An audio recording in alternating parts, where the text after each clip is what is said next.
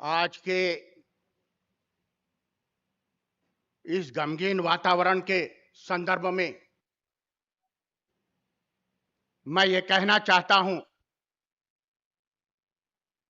कि शुक्रवार के दिन 11 बजे जैसे ही मुझे फोन आया कि दाजी साहब इस दुनिया में नहीं रहे,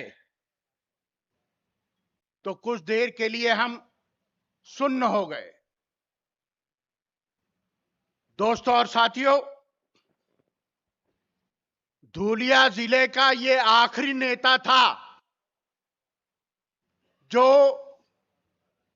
शाहू फुले अंबेडकर के विचारों की प्रेरणा लेकर पूरी जिंदगी में राजकीय, सामाजिक और शैक्षणिक और सहकारी क्षेत्र में काम करके गरीब लोगों, किसानों को, गरीबों को आगे बढ़ाने का कार्य दाजी साहब रोहिदास पाटिल साहब ने किया। विचारों से चलने वाला इंसान था। आज तो हम देखते हैं कि राजकारण में विचारों के साथ कोई चलता नहीं है, सब कुर्सी के विचारों से चलते हैं। लेकिन दाजी साहब के ऊपर शाहू फुले अंबेडकर के विचारों का दबदबा था। इसीलिए उन्होंने जिले में राजकीय, सामाजिक, राजकीय, शैक्षणिक काम करताना सर्व समाज को जोड़ने का काम किया। सर्वधर्म संभाव को लेकर चले, हर जाति और धर्म को, लोगों को, कार्यकर्ताओं को साथ में लेकर चलने का प्रयास उन्होंने किया। उनके पिताजी स्वर्गवासी चूड़ामन आनंदा पाटिल, उसके बाद रोहिदास पाटिल और अभी कुणाल पाटिल की यही परंपरा रही है। इस खानदान की तीसरी पीढ़ी है, लेकिन उनकी परंपरा शाहू फुले अंबेडकर के विचारों की रही है। दोस्तों, 1914 से मेरा दादी का संबंध आया। मैं भारतीय जनता पार्टी में था। प्रमोद महाजन के निधन के बाद पार्टी में ने मेरे तरफ उतना लक्ष्य नहीं दिया जितना देना चाहिए था। ऐसे हालात में यहां म्युनिसिपल कॉर्पोरेशन के चुनाव लगे।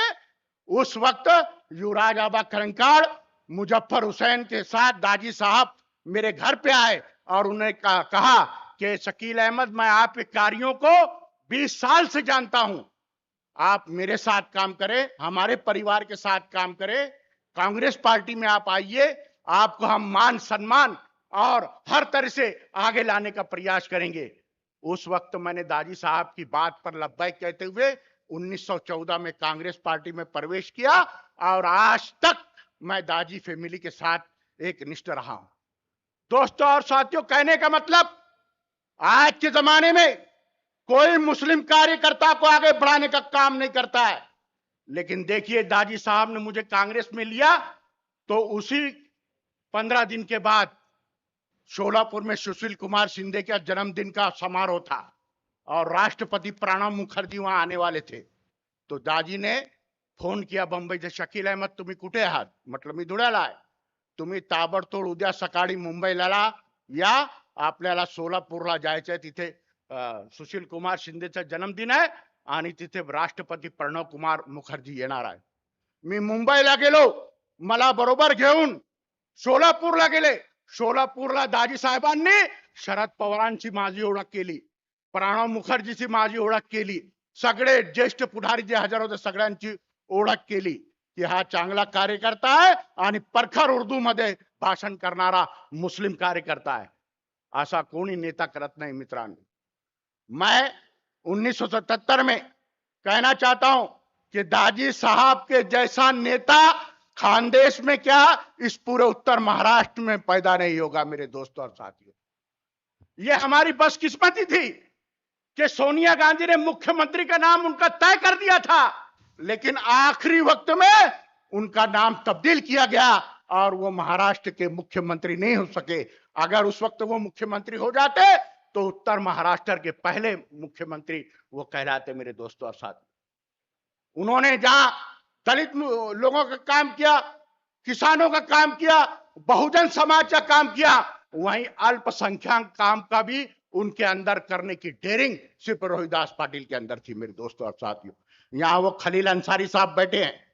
वैसे तो यहां जितनी भी उर्दू स्कूलें हैं नेशनल उर्दू हाई स्कूल बोलो, एंग्लो उर्दू हाई स्कूल बोलो, या जितनी भी सबकी परमिशन दिलाने का काम, सरकारी मंजूरी गिरान दिलाने का काम अन्ना साहेब चूड़ामन पाटिल ने किया। मुसलमानों को तालीम के दरवाजे खोलने का काम अन्ना साहेब चूड़ामन पाटिल ने किया। यहां खलील अंसारी बैठे हैं, जब दाजी साहब मंत्री थे और शालिनी ताई बोरसे यहां की एमएलए थी, तो खलील अंसारी ने दाजी साहब से कहा कि हाई स्कूलें बहुत है लेकिन वहां लड़के और लड़कियां मिलकर पढ़ती हैं, तो मैं चाहता हूं कि मेरे मुस्लिम समाज की लड़कियों के लिए एक अलग कन्या माध्यमिक विद्यालय हो। दाजी साहब ने चटकन कहा, तू प्रपोजल तैयार कर, मैं तुला मंजूरी मिलून देतो। हे खलील अंसारी वैसे है, हिंदुस्तान के पहले शिक्षण मंत्री मौलाना अबुल कलाम आजाद के नाम से आज धुलिये के मौलवीगंज में मौलाना आजाद उर्दू माध्यमिक कन्या शाला ये दाजी की वजह से चल रही है। मेरे दोस्तों और साथियों, जयपुर के अंदर एलएम सरदार हाई स्कूल है। मुस्लिम बच्चों को 12वीं पढ़ने के बाद डीएड करने के लिए मालेगांव, औरंगाबाद, पूना जाना पड़ता था। शालिनी ताई बोरसे एमएलए थी, दादी साहब मंत्री थे। शालिनी ताई के पास निसार सर गए, उन्होंने कहा कि यहाँ उर्दू मीडियम डीएड कॉलेज होना चाहिए ताकि हमारे यहाँ के धुलिया जिले के बच्चे यही तालीम हासिल कर सके, डीएड की डिग्री ले सके। शालिनी ताई बोरसे प्रपोजल लेके दाजी साहब के पास गई। दाजी साहब ने कहा, ताई तुम्हें ताबड़तोड़ परमिशन ते प्रपोजल तैयार करा, मंजूरी देण्याचा माझा काम है। आज देवपुर में उर्दू डीएड कॉलेज चल रही है। धुलिया जिले के जितने भी मुसलमान बच्चे और बच्चियां जो उर्दू मीडियम से डीएड करे हैं, वो आज यहाँ पर मुख्तलिफ हाई स्कूलों में और पूरे महाराष्ट्र में उर्दू शिक्षक के पदों पर काम करके शैक्षणिक काम कर रहे हैं। मेरे दोस्तों और साथियों, मैं कहना चाहता हूं कि 1977 में मैं निहाल भाई के साथ रहता था, मालेगांव के आमदार, और दाजी साहब 80 में आमदार बने, फिर मंत्री बने। आज तक पूरे महाराष्ट्र में अनेक मंत्री आपने देखा होगा कि उनके पर घपलेबाजी और भ्रष्टाचार के आरोप लगे हैं, लेकिन एक वाहिद दाजी साहब थे जिनके कपड़ों पर एक भी भ्रष्टाचार और घपलेबाजी का धब्बा नहीं लगा। मेरे दोस्तों, निहाल साहब आमदार थे, मैं उनके साथ मंत्रालय में गया तो वो मुझे बोले तुम्हारे जो धुलिये के जो मंत्री है दादी साहब, मैं कई सालों से उनकी टो में हूं कि इनका कोई भ्रष्टाचार निकले, इनके पास कोई घपलेबाजी का मामला निकले, ताकि मैं विधानसभा में उठाकर दादी साहब को शर्मिंदा करूं। लेकिन निहाल साहब की पूरी जिंदगी चली गई, 6 टर्म चला गया, उनको दादी साहब का ना कोई घपला मिला ना भ्रष्टाचार मिला। इतने निष्कलंक हमारे उत्तर महाराष्ट्र के मंत्री रोहिदास दाजी साहब पाटिल थे। मेरे दोस्तों और साथियों, मैं कहना चाहता हूं, मैंने जब प्रवेश किया, सैन्य पोटावर चलते, जब तक सैन्य के पेट में अनाज नहीं रहेगा सैन्य नहीं चल सकती। दाजी साहब एक ऐसा नेता थे जो प्रत्येक कार्यकर्ताओं की पहले पूछते थे, इसका धंधा क्या चल रहा है, ये क्या काम करता है, कैसे क्या ये कारोबार कर रहा है।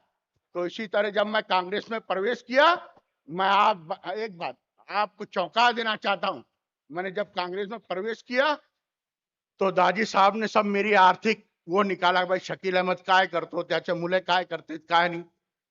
फिर उन्होंने मुझे बुलाया बंबई और उन्होंने कहा कि कल कुणाल बाबा के पास जाना, तू, मैं फोन कर दूंगा, और कुणाल बाबा के पास जाके तू प्रकाश पाटील जे कार्यकारी अधिकारी है उनका कार्यकारी अधिकारी म्हणून तू कुणाल पाटीलचं काम कर, तुला काय ते मानधन द्यायचं काम ते मी करेल।